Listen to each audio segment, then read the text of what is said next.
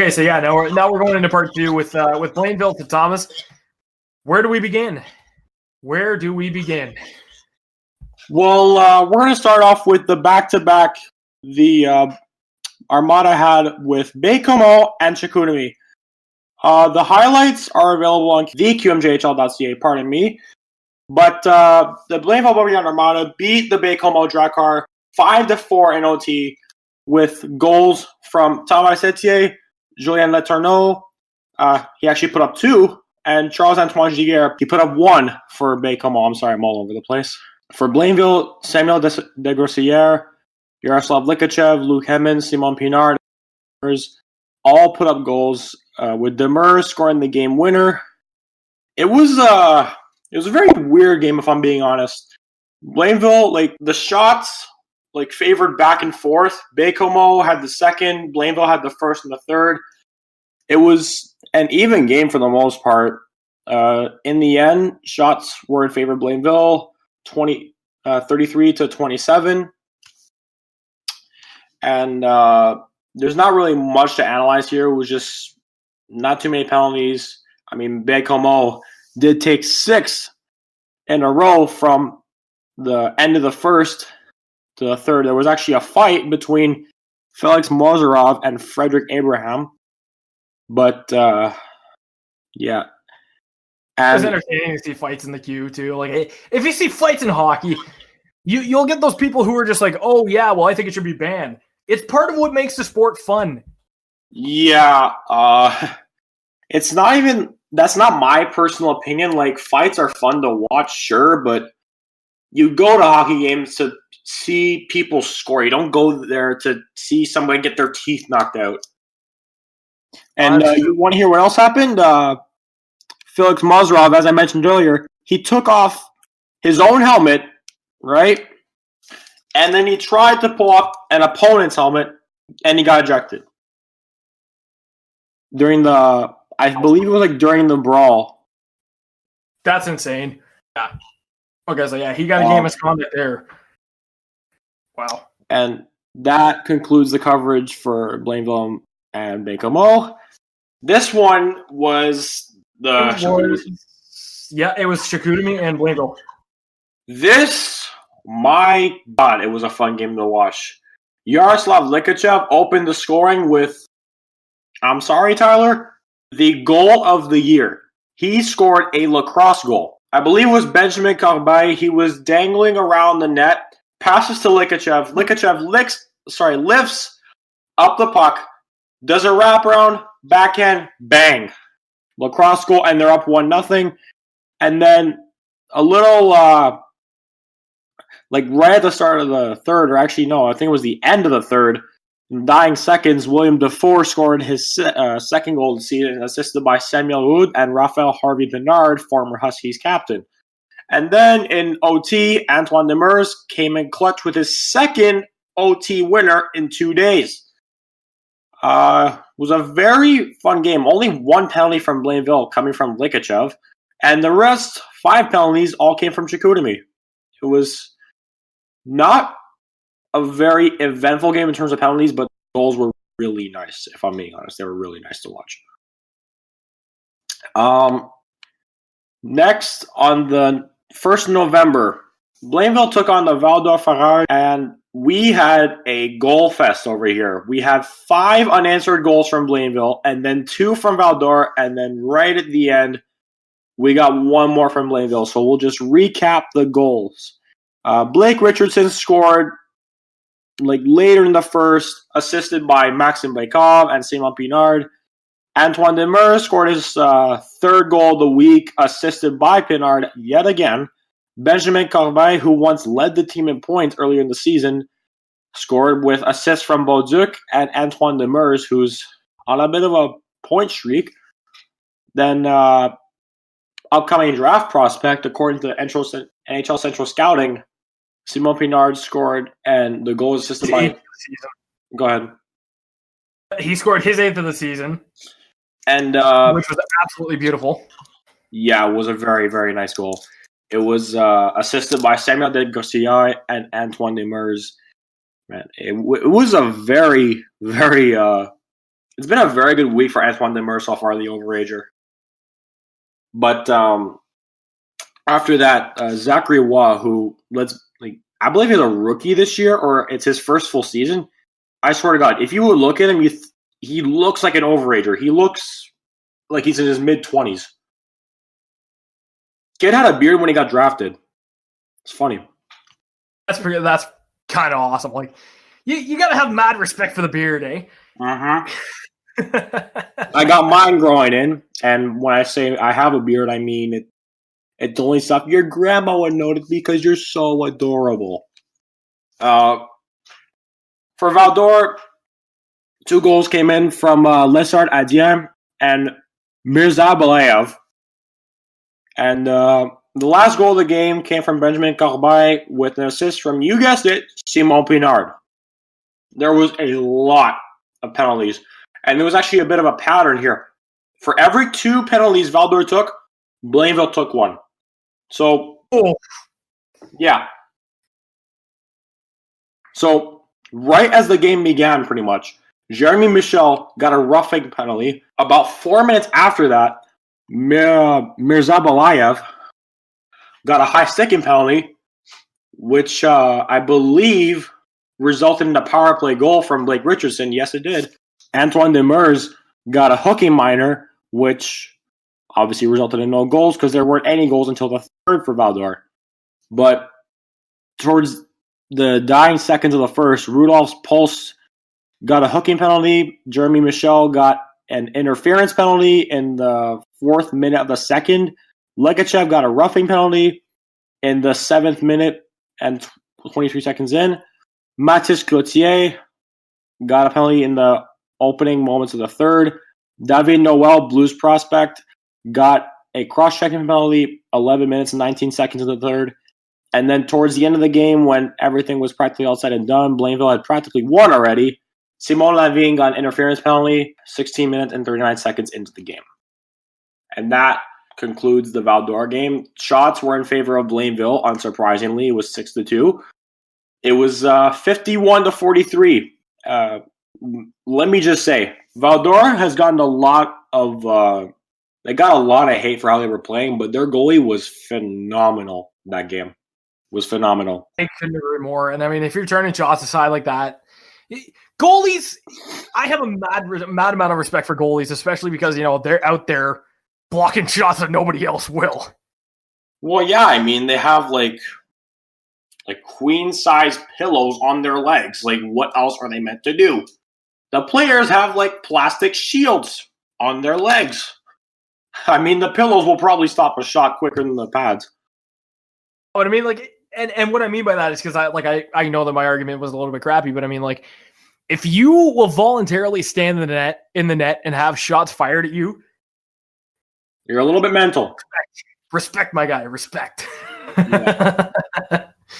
Yeah, but Jonathan, he played really well. So did Emil Samson. Absolutely, I agree. Both goaltenders played very well. Very, very well. There's not a bad thing to say about them. Now, let's move into the game against your favorite QMJHL team, the Orlando Huskies. Oh, yes. The defending Mem Cup champs who definitely will not repeat because, well, they're 10th in the league. No need to carry on. Okay, watch them repeat, and then someone's going to clip this audio, and they're going to be like, oh, Tomas was so right. Yeah, that's my luck. So, if I'm making this clear, this was probably Blainville's, at least the first period, it was the worst hockey I've seen this team play the entire season. I was watching this game from beginning to end on my laptop while I was at a friend's house because everyone in Quebec lost power pretty much, and my friends had a generator, we don't. I'm on my phone, and I get notifications like the game's on, right? I'm setting everything. The second I turn my computer on, Renderanda Huskies score. Great. Alex Bocage. Nice. I check the shots. 8-1. Whew. And about a minute later, not even, Vincent Marleau puts up another. Short-handed, may I remind you. And the first period, right? The shots were 17-9 in favor of the Huskies. We deserved to be losing at that point. We sucked. And you could tell Blainville definitely got an earful from the coach, from Richardson. The way that they were because they played better. They got 13 shots, even though Randa put up another 7. But they played better. And in the third, Blainville actually played better than Randa. They got a goal, and they had more shots. But in the end, it wasn't enough to make a comeback because, well, Randa, they killed them in the first 2 periods. It was a very frustrating game to watch, personally, as an Armada fan. It was a very frustrating game to watch. No, I was saying, anytime you get outshot like that 8-1 in the first period, you can't be feeling very good. No, I believe it was 9-1. Oh, it was 9. Man, even worse. And that's something that you just, again, why is it happening? You got to find the weakness. Like, why are you not breaking out of the offensive zone and getting those shots on net? Or is it the fact that they're just too strong? Or are you just not playing well enough offensively? I mean, this kind of worried me because, they played so well in the first half of the back-to-back because these were 2 games in 2 days. But I'm worried because they have a back-to-back-to-back. If they got from the 8th to the 10th, they have a game against the Ramparts on Friday, a game against the Sea Dogs on the Saturday. Good luck, Tyler. And a game against Sherbrooke away, the best team in the league, on Sunday. So it's going to be a very rough weekend for Blainville fans. Absolutely. And I mean, we'll see in the coming games whether they get those wins or not, but it's important here. I mean, I know they're going to make the playoffs. One thing they lack is size. They're like the Montreal Canadiens. They lack size. They have skill. Likachev has the best set of hands in the CHL. Don't even try and say he doesn't. I mean, you saw the goal he scored. Yeah. He's easily got the best hands. Best hands in the CHL. I can safely say that. He dangles around people for fun. And he's a very good playmaker. His shot is meh, but he's got very good hands. He can make plays. And he even contributes defensively every now and then. But one of our best defensemen, Miguel Tourigny, I think he's extremely underrated because of his size. He's 5'7", but he's a really smooth skater. He has had his moments in terms of making errors with the puck, maybe even with skating. He's fallen a couple times. But on his day, he's probably, in some aspects, better than Samuel Boduk. I really believe that. And I think you're right about that. I mean, Blainville's got some pretty good defensemen, absolutely. But damn. Boduk is the only known one, if we're talking if we're just talking about general Q defensemen, the only person, the average or any hockey fan who truly follows prospects, the only one they'll really know is Boduk because he's from last year. Absolutely, and I think going into the weekend is going to be pretty interesting. Now, you know what? I want to get to some general CHL standings, so let's go with the Q first, and then we'll jump into the OHL. And so, are we meant to be looking at which league first? Let's look at the OHL first. All right, let's look at the OHL first. So I want to let's take a look at standings by conference, because division standings at the end of the day don't matter. It's the top 8 teams in the conference that get in. So let's take a look. First off, Oshawa. 12-3-0-1. They're killing it. 25 points in 16 games. They're first in the East. Sudbury following close behind them, 11-7-0, 22 points. Ottawa behind them with 12-4-0, 24 points for 4th place. Peterborough 11-5. Barrie 10-5. And that's 5th place. Hamilton is 8-9-1. And that's 6th place. Niagara is 5-10-2. Wow. for 7th place, and Mississauga is 8th. Wait, why is Ottawa 3rd and Sudbury 2nd? Ottawa is up by 2 points. I don't know. I don't know how this... Wait a minute. Yeah, that doesn't make any sense. Hold on. So yeah, sorry. It is Ottawa in 2nd and Sudbury in 3rd. But yeah, and then Mississauga is just on the cusp of yes and no for playoffs. What's that? Well, I mean, you have North Bay and Kingston in your conference, so you're pretty much guaranteed a playoff spot. At this point, yeah, but you want to like try and keep playing, right? So I mean, hey, what are you gonna do?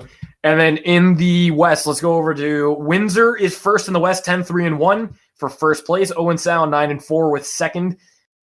Flint is 10-5 in third. Saginaw is 9-6-1-1 in fourth. Erie is 8-6-1-2 in fifth. London, surprisingly enough, 8-4-1-1 in sixth place. Guelph is 7-4-1-2 in seventh place, and then Kitchener with Jacob Ingham as the starting goaltender, 6-4-2-2, and then Sarnia and Sault Ste. Marie in 9th and 10th respectively. Yeah, honestly, the West is looking very, very good as opposed to the East this year. Like, if it was how the Q operates and it just simply do top 16 teams regardless of the conference make the playoffs. It's because the Q doesn't really have conferences. They just kind of do that 1/16 format, whereas the OHL does 1/8, right? No, it's not even that. Like the Q, their conferences are not even. Like they divide the West and the Central Division into the Western, and then the East and Martins Division into a conference. So the conferences are uneven because West Division and Central adds up to 8, and then Martins with East adds up to 10. That's so uneven. Mm-hmm. So if the playoffs started today in the OHL, Oshawa would be playing Mississauga, Sudbury would play Niagara, Ottawa would play Hamilton. How would you feel if you were matched up against Oshawa and on a 4-game series?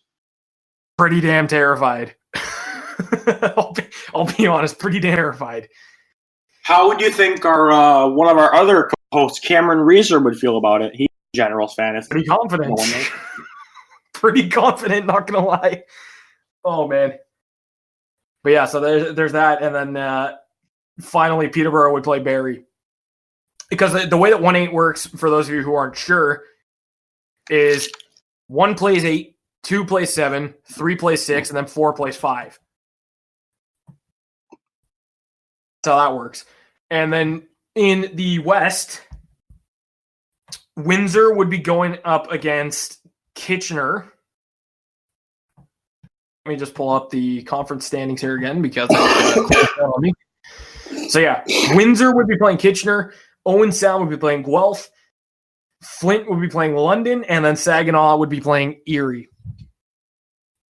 Jeez.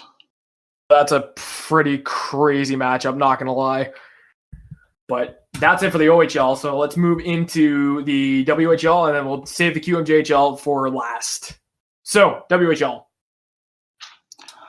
The WHL, I believe, does wildcard format. Yes, they do. So, yes, it's very similar to the NHL. And see, that's what I like about the CHL. Each league has their own individual format because the OHL does 1/8. The QMJHL does 1/16, and the WHL does a wildcard format. Honestly, the WHL's format is all over the place because Eastern Conference wildcard has 6 teams while the West has 4. So it's so confusing. I mean, obviously, if I lived in Western Canada, I would definitely follow the W, but like I think that's just like one of the reasons why I personally don't take a following to the WHL. Like I pay close attention in the playoffs, but apart from that, like I don't really look at much. Yes, now let's go into, and it's so weird how they do it because it's the way that the divisions work. It's the same as the NHL. So going by division, the U.S. division, Everett's in first, 11-4. Portland is 10-4, and Tri-City is 8-6. The BC division, Kelowna is 9-4-1-1. Kamloops is 10-6. And then Vancouver is 9-8-1. And then finally, and then the wild card, you have Spokane, who is 7-6-2. Victoria, who is 6-7-1. Seattle, who is 5-7-2. And Prince George, who is 4-11-1. 4-11-1. Well, my They're God. in the fourth wild card spot. Wow. That's I don't know what to say. Jeez. Have you taken a look at the Eastern Conference just yet? Okay, so we're gonna get to the Central Division. So the Edmonton Oil Kings are 12-1-3. It's not bad. Lethbridge is second, 11-4-0. 11-4-0-3. And then Medicine Hat is third, 10-5-1. So that goes over there. The East Division, the Prince Albert Raiders are in first, 11-2-3. Saskatoon in second with 9-7-1-1. And Winnipeg, the Winnipeg Ice now, not Kootenay, 8-6-1. Going on to the wild card. Calgary's in the first wild card spot with 8-5-1. So 17 points in 14 games. That's not bad. Moose Jaw's in second, 7-7-1. Brandon is 7-10-0. Red Deer is 5-8-0 or 5-8-0-2. The Swift Current Broncos 3-9-1-2. Then 2-11-2-0. So basically, what for those of you who are confused with all these stats, so it goes wins, losses, overtime losses, and then shootout losses because they count it differently in the CHL than any other league. So that's why we're saying all these stats. But yeah, so one thing to mention. Yeah, go ahead. I'm looking at like one of the most covered prospects who's going to come out of the WHL eventually, Matthew Savoie. He's played only 5 games in the WHL this year. Winnipeg's played 15, and he's played 7 games with Rain Hockey Academy Prep. And that's interesting to see. Yeah, he's only got 1 assist in 5 games in the WHL, and right now he's playing for Canada U White 17, and he's got 3 assists in 2 games. Not bad. It's 1.5 points per game. But do you think he didn't really find his footing in the WHL? What I'm thinking is maybe they. I'm kind of curious as to what's going on right now. What I think personally is, maybe he just didn't find his game in the WHL yet. He might not be ready, which is okay. Maybe he needs another little bit to develop. But I find that pretty interesting that Kootenay cut him. There we go, calling him Kootenay again. That Winnipeg cut him. And especially somebody who's going to be a top prospect in Shane Wright's draft year in 2022. Oh, yeah, they recalled him, by the way. They recalled him just now. Did they now? Yep. Perfect. That's perfect. My God. Matthew Savoie has 161,418 views on Elite Prospects. Let's see how many Shane Wright has. Right? Oh, my good God. 165,402. Jeez, that's insane. For reference, right? Gordie Howe, right? 102,000. He's got almost as many views as Gordie Howe? Oh, no. Gordie Howe barely cracked 100,000. Why? It's just that Elite Prospects gravitates towards more up-and-coming players because the site is literally prospects. So I understand why Shane Wright has more views than Gordie Howe, but I thought that was just interesting. Older players, they never really get looked at. That's more like a hockey DB or a Wikipedia type thing. No one really goes on Elite Prospects to look at older players. Absolutely. Are we doing by conference, division? You know what? We're gonna just do it by because they go 116 right? Overall. Yeah, overall. All right. So with no surprise here, in first place, Sherbrooke Phoenix, 15-1-2 with 32 points. We call it okay. So the whole thing is with Thomas and I. So I hate to say this, we made an episode earlier in the year where we basically put our predictions in about who was going to win the Q and who was going to win each league. So we ended up saying Mississauga, Calgary, and Sherbrooke. I said Prince Albert. Oh yeah, it was Prince Albert. It wasn't Calgary. So it was Mississauga, Calgary, and Sherbrooke. So far we're 1 for 3, and I didn't even know that was going to happen. But yeah, they're 32 points in 18 games. That's ridiculous. Yeah, Moncton lost the regulation once. Moncton second. Sorry, Tyler. 14-3-0. That's it. Like they're doing pretty good. As sad as it is to and say.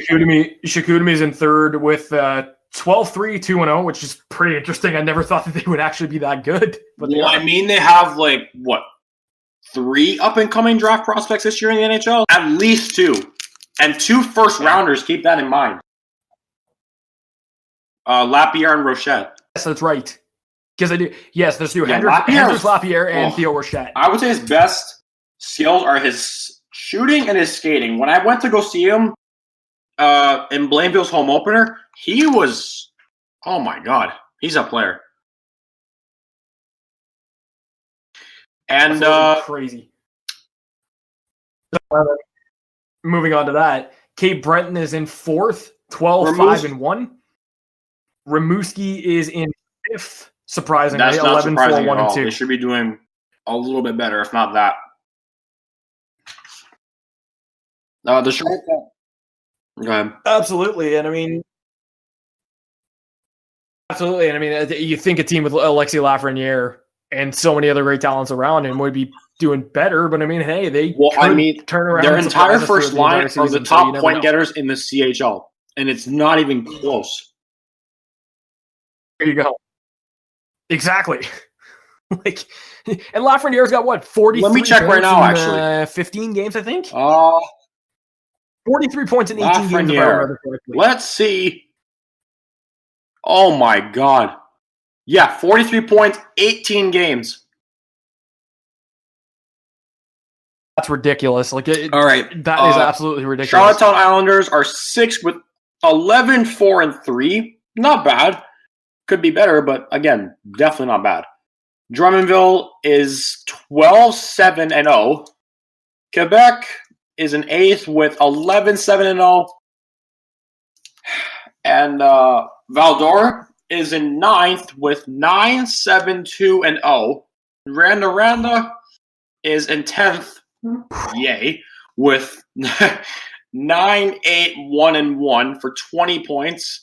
My team, the Blainville-Boisbriand Armada, are 8-7-1-1. So if we just beat those damn dogs, we would have won. No, it's not how it works, apparently. The Q gods are against our team. My team. You're a Sea Dogs fan, my guy. Team. Yeah, I mean, hey, the Sea Dogs aren't. We'll get to them. The Halifax Movement blow out the fire. Dumpster fire. They're 8-9-1. 8-9-1, 12th place in the league. Just wait until you hear who's in last place. Just wait, right? The Baie-Comeau Drakkar are 7-8-3, which, to be honest, I did not see them doing this badly. I thought they were actually going to be 3rd or 4th when we first made our predictions. Before the season even started, I thought they were going to be one of the better teams in the league, but they just lack chemistry. That's really their only problem. Absolutely. And I mean, yeah, and they're not a bad team at all. They're getting younger as they go too. So I could see them being a top 10 team. Lagare, Bouchard, and Fontier. Oh my God. Oof. Watch out. And unfortunately, Shawinigan. not much to expect there. Shawinigan is 8-9-0, 14th in the league. I remember to begin the season, or I want to say roughly a week ago, they were 8th. And, well, my predictions for the end of the season may tell a very different story. The St. John Sea Dogs, Mr. Tyler Raines' favorite Q team, are 6-11-1. Oh, boy. The Gatineau Olympiques are 16th with 4-11-3. My God. If you think this is bad, right? Victoriaville is 4-12-0 and 3. And then finally, the Acadie Bathurst Titan. Ready? Listen to this, guys. And by no means are we trying to make fun of Acadie Bathurst or their fans, but 17 games played, 0 wins, 12 regulation losses, 2 overtime losses, and 3 shootout losses for 5 points. And 3 shootout losses. That's just horrible. They haven't won one game since the season started. Not one. I'm telling you, that Memorial Cup run exhausted. No, they just lost literally every single player they had. Unfortunately, they did. Oh, that's ridiculous. But that's how crazy the Q is right now. So it's only going to get crazier as the season goes on. So thank you for joining us for part 2. If you haven't already, don't forget to hit that subscribe button. We are officially on Spotify Podcast, Podbean as well, and we're going to be on YouTube as always. So next week, we're going to be coming back with another recap of the QMJHL, the OHL, and maybe we'll do some WHL as well. As always, this has been your host, Tyler Raines, along with Tomas Zubrus. Thank you for listening. We'll see you next time.